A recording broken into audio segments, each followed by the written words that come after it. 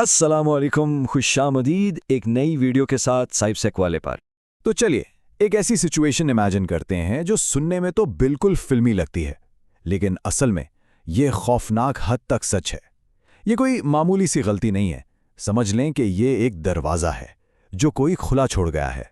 देखिए, इस तरह की जो कमी होती है ना, वो अटैकर्स को सीधा सीधा इजाज़त दे देती है कि वो सिक्योरिटी को बाईपास कर दें और उस डेटा तक पहुंच जाएं जहां उन्हें बिल्कुल नहीं होना चाहिए। कस्टमर लिस्ट्स हो गए, प्राइवेट मैसेजेस, कंपनी के राज, मतलब सब कुछ उनके हाथ लग सकता है। और इस तरह की वल्नरेबिलिटीज ओएस टॉप 10 के अहम खतरों में से सिर्फ एक है। तो आज हम इसी ओएस टॉप 10 में खोता लगाने वाले हैं।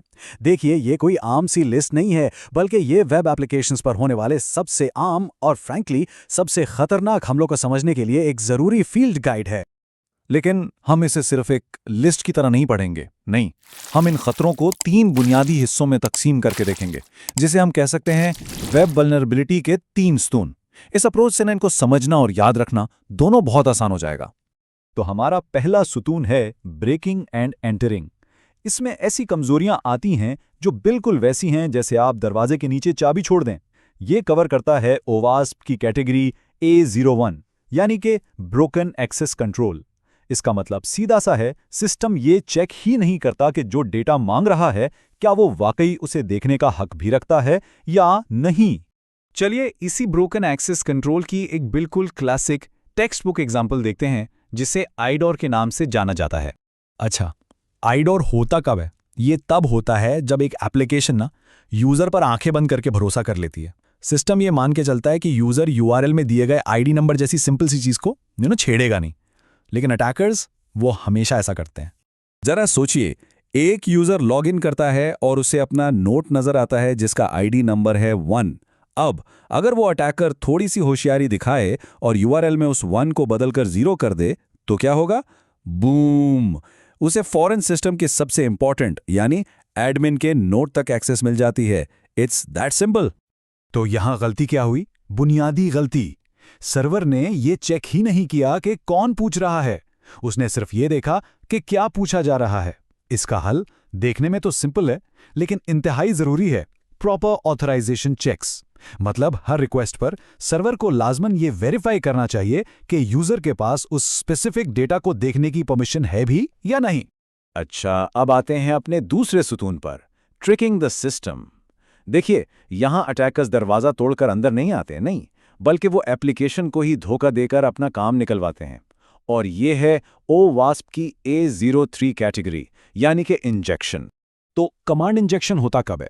ये तब होता है जब कोई एप्लीकेशन यूजर से इनपुट ले और उसे सैनिटाइज किए बगैर, यानी कि साफ किए बगैर सीधा सर्वर की कमांड लाइन को दे दे। सैनिटाइज करने का मतलब ही यही है कि यूजर के इनपुट में से किसी भी किस्म के खतरनाक कोड को हटा दिया जाए। चलिए इसकी भी एक मिसाल देखते हैं। फर्ज करें एक एप्लीकेशन है जो आपसे टेक्स्ट मांगती है ताकि उसे एक तस्वीर के साथ डिस्प्ले कर सके। लेकिन एक चालाक अटैकर क्या करता है? वो अपने टेक्स्ट के आखिर में एक सिस्टम कमांड भी जोड़ देता है। अब बेचारा सिस्टम वो फर्क नहीं कर पाता और वो दोनों चीजों को एग्जीक्यूट कर देता है।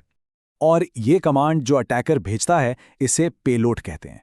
एक बिल्कुल छोटा सा पेलोड जैसे सेमीकोलन-ls। जब सर्वर के पास जाता है तो वो सिस्टम को उस डायरेक्टरी की सारी फाइल्स लिस्ट करने पर मजबूर कर देता है। और इस तरह drpaper.txt जैसी सेंसिटिव किस्म की फाइल्स भी सामने आ सकती हैं। तो यहां पर भी बुनियादी मसला क्या था? एप्लीकेशन ने यूजर के दिए गए इनपुट पर आंख बंद करके भरोसा किया और उसे एग्जीक्यूट कर दिया। इससे बचने का तरीका वही है, यूजर से आने वाले हर डाटा को सैनिटाइज करना होगा। एप्लीकेशन को सिखाना पड़ता है कि हर इनपुट सिर्फ टेक्स्ट है, एग्जीक्यूट करने वाला कमांड नहीं, चाहे यूजर कुछ भी भेज दे। चलिए अब आते हैं अपने आखिरी सतून पर, नेग्लिजेंस एंड डीके। यहां जो कमजोरियां हैं ना, वो किसी होशियार ट्रिक का नतीजा नहीं है, बल्कि ये सीधा सीधा गफलत और सॉफ्टवेयर को टाइम पर अपडेट ना करने की वजह से पैदा होती हैं। ये है OASP की कैटेगरी A06, यानी कि वल्नरेबल एंड आउटडेटेड कंपोनेंट्स। इसको आप ऐसे समझें कि एक किला है जिसके गेट में एक ऐसी कमजोरी है जिसके बारे में सबको पता है, लेकिन किले के मुहाफिज उसे ठीक करने की ज़हमत ही नहीं कर रहे। तो ये क्या हुआ? ये तो अटैकर्स के लिए खुली दावत हुई ना। एक रियल वर्ल्ड लैब सिनेरियो में एक ऑनलाइन बुक स्टोर था जो पुराना आउटडेटेड सॉफ्टवेयर यूज कर रहा था। अटैकर ने क्या किया? सिर्फ एक्सप्लॉइट DB पर एक क्विक सर्च की और उसे इसको हैक करने के लिए एक रेडीमेड स्क्रिप्ट मिल गई। स्क्रिप्ट चलाई और उसने फौरन एक वेब शेल अपलोड कर दिया। ये वेब शेल समझ लें एक डिजिटल चोर दरवाजा है, जिसने अटैकर को सर्वर का मुकम्मल कंट्रोल दे दिया। और एक्सपर्ट्स इसी चीज को लो हैंगिंग फ्रूट कहते हैं। ये अटैकर्स के लिए सिस्टम में घुसने का सबसे आसान तरीकों में से एक है। क्यों? क्योंकि उन्हें कोई नई वल्नरेबिलिटी ढूंढनी ही नहीं पड़ती। वो तो बस एक पुरानी जानी पहचानी कमजोरी का फायदा उठाते हैं जिसे पैच नहीं किया गया। तो यहां सिक्योरिटी फेलियर कब हुआ? अटैक से बहुत पहले। फेलियर तभी हो गया था जब सॉफ्टवेयर को अपडेट नहीं किया गया। इसका हल सिर्फ एक है, मुसलसल निगरानी और देखभाल। अपने तमाम कंपोनेंट्स को रेगुलरली अपडेट करें और जानी पहचानी वल्नरेबिलिटीज के लिए हमेशा स्कैन करते रहें। इसी को कहते हैं प्रोएक्टिव सिक्योरिटी। तो इन 3 सुतून से हमने क्या अहम सबक सीखा? सारी बात आखिर में आकर एक माइंडसेट पर रुकती है, एक सिक्योरिटी माइंडसेट। और वो माइंडसेट क्या है? पिलर 1 ब्रेकिंग एंड एंटरिंग से हमने सीखा हमेशा चेक करो कि डेटा कौन मांग रहा है। पिलर 2 ट्रिकिंग द सिस्टम ने सिखाया यूजर जो कुछ भी दे रहा है उस पर कभी भरोसा ना करो। और पिलर 3 नेग्लिजेंस एंड डिके का सबक है अपने डिजिटल औजारों को हमेशा मेंटेन रखो।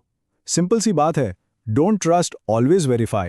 इसलिए OWASP टॉप 10 सिर्फ एक लिस्ट नहीं है, ये एक पूरा फ्रेमवर्क है जो हमें तनकीदी तौर पर सोचने पर मजबूर करता है कि एप्लीकेशंस फेल कैसे हो सकती हैं।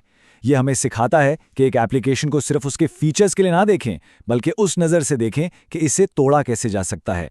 बेसिकली एक हैकर की तरह सोचना ताकि हम एक बेहतर डिफेंडर बन सकें। तो आखिर में एक सवाल, हम रोज़ाना कितनी ऐसी एप्लीकेशंस इस्तेमाल करते हैं जो इन बुनियादी अटैक्स में से किसी एक का शिकार हो सकती हैं? इस बारे में सोचना ही हमें एहसास दिलाता है कि साइबर सिक्योरिटी कोई वन टाइम फिक्स नहीं, बल्कि एक मुसलसल ना ख़त्म होने वाला अमल है। अगर आपको ये वीडियो पसंद आए तो लाइक, कमेंट, सब्सक्राइब लाजमी करिएगा। अल्लाह हाफिज़।